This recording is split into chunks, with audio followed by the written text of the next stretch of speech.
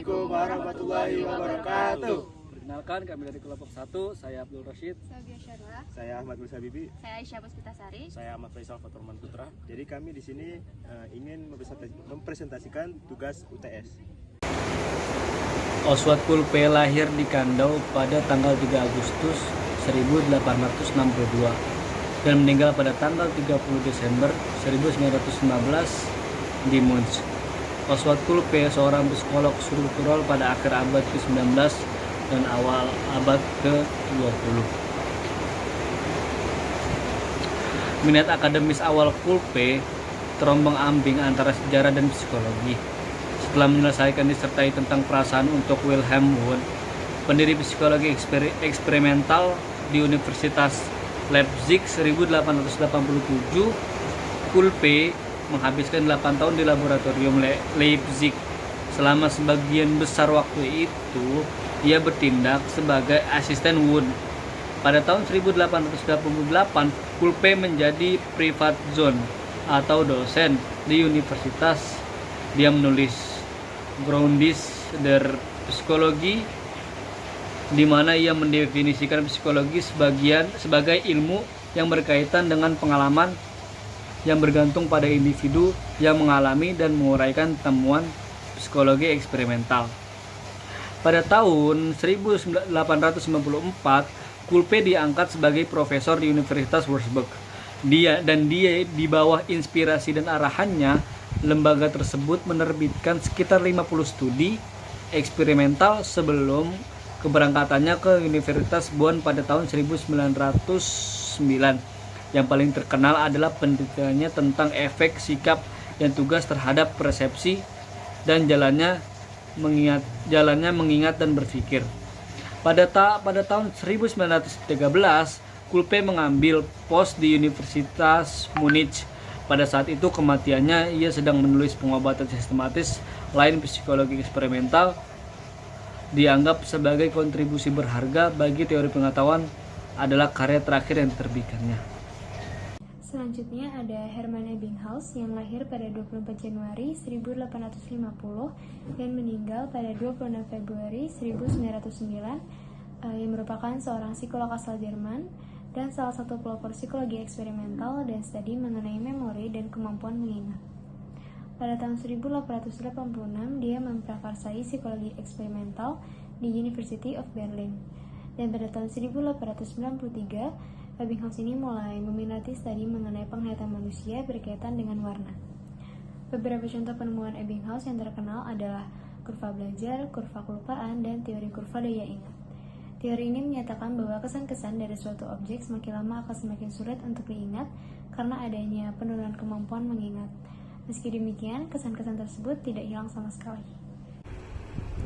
George Muller adalah seorang pendeta Inggris yang mendirikan panti asuhan di Bristol. Ia telah merawat 10.000 anak yatim piatu di Bristol selama abad ke-19. Ia memberanikan diri untuk mendirikan panti asuhan untuk membuktikan bahwa tidak ada yang mustahil jika kita meminta kepada Tuhan. George Muller memiliki panti asuhan. Pelayanan terhadap anak yatim piatu sudah berlangsung selama 3 abad, yaitu dari abad ke-19 ke-20 sampai abad ke-21. Membawa doa dan bersama-sama peduli untuk mengubah hidup serta membentuk masyarakat. Pelayanan ini pun masih berjalan setelah Muller meninggal. Kemudian, pelayanan tersebut berkembang dan menjadi yayasan yang memiliki beberapa tujuan. Yang pertama yaitu meningkatkan pendidikan. Yang kedua, meningkatkan ketaatan sesuai dengan iman dan dengan cara yang sesuai dengan kitab suci. Yang ketiga, meningkatkan pengembangan masyarakat, khususnya di kalangan anak-anak dan keluarga, orang muda, serta orang tua. Yang keempat, untuk meringankan orang-orang yang membutuhkan yang dikarenakan faktor usia, gangguan kesehatan, disabilitas, kesulitan keuangan, atau orang yang menderita dan tidak menikmati pengasuhan oleh orang tua secara normal. Yang keempat ada Edward Bradford Titchener.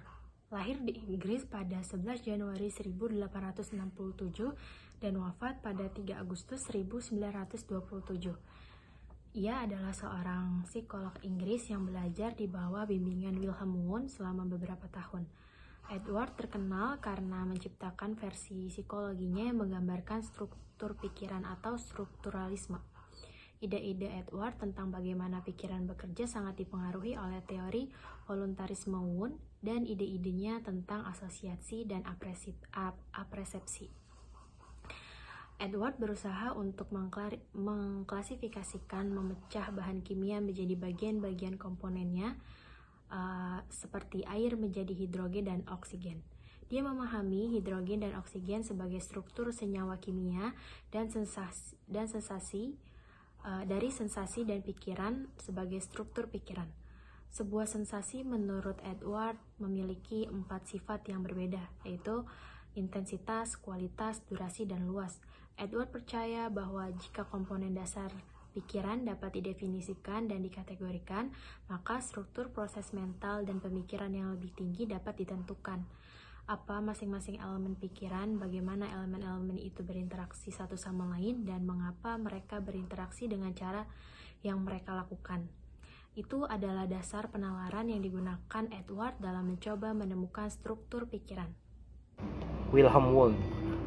Wilhelm Maximilian Wundt lahir pada 16 tahun 1832 di distrik Neckarau, terletak di pinggiran kota industri Mannheim, Jerman. Namun, Wilhelm menghabiskan sebagian besar masa kecilnya di sebuah kota bernama Hildesheim yang terletak di kota Burgstall. Dia adalah anak keempat dari pernikahan yang dibentuk oleh pendeta Protestan Maximilian Wundt tahun 1787 sampai 1846 dan Maria Friederike Arnold. Psikologi eksperimental. Wundt dianggap sebagai bapak psikologi Kararan, dan bahkan oleh beberapa orang bapak psikologi pada umumnya, dia adalah orang pertama yang memisahkan psikologi sebagai disiplin ilmu tersendiri, terlepas dari disiplin ilmu lain seperti filsafat atau psikologi. Psikolog Jerman mengesampingkan spekulasi dan menformalkan psikologi sebagai ilmu dengan metode eksperimental yang disesuaikan dengan kebutuhannya. Inilah yang disebut sebagai eksperimental, seperti yang ditetapkan Wilhelm Wundt dalam prinsip psikologi fisiologis. Psikologi eksperimental harus disebut psikologi yang menerima bantuan dari psikologi dalam elaborasi metode eksperimental. Dia memahami bahwa kehidupan dalam arti luas harus mencakup proses organisme fisik dan proses kesadaran. Untuk alasan ini, sama seperti fisiologi mempelajari manifestasi eksternal tubuh dan gejala psikosomatik dengan bantuan paranormal, mungkin berguna bagi psikologi untuk mengetahui reaksi fisiologis. Bagi Wundt, satu-satunya objek studi adalah pengalaman batin yang dirasakan individu. Karena sangat berbeda dengan objek studi fisiologi, maka perlu melengkapi metode ilmiah dengan karakteristik murni dan disiplin psikologi. Metode ilmiah dilengkapi dengan prosedur pengamatan internal yang tidak seperti para pemikir kuno lainnya. Tidak didasarkan pada spekulasi, tetapi pada sains eksperimental. Pengaruh Wundt pada strukturalisme. Meskipun Wilhelm Wundt dibingkai dalam teori voluntarisme, ia memiliki pengaruh besar pada pembentukan strukturalisme. Kesukarelaan adalah aliran atau doktrin filosofis dan psikologis yang menetapkan kehendak sebagai prinsip yang mengatur pikiran.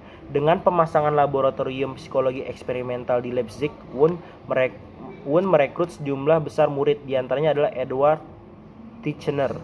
Yang terakhir ini dikenal dengan mentransfer pengetahuan yang diperoleh dengan Wilhelm Wundt dan psikologi eksperimental ke Amerika Serikat. Dari pengetahuan ini muncul aliran strukturalisme. Arus ini disebut demikian karena ia memahami pengalaman sebagai seperangkat unsur yang saling terkait sebagai sebuah struktur.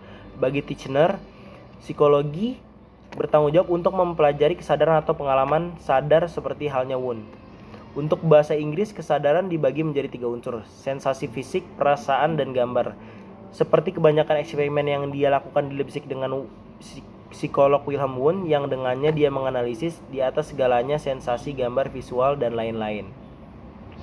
Edward B. Titchener juga mengadopsi metode yang digunakan oleh Wilhelm Wundt untuk psikologi eksperimental, introspeksi, dan analisis diri oleh pengamat terlatih sebelumnya. Sekian presentasi video kami, kurang lebihnya mohon dimaafkan. Wassalamualaikum warahmatullahi wabarakatuh. Kelas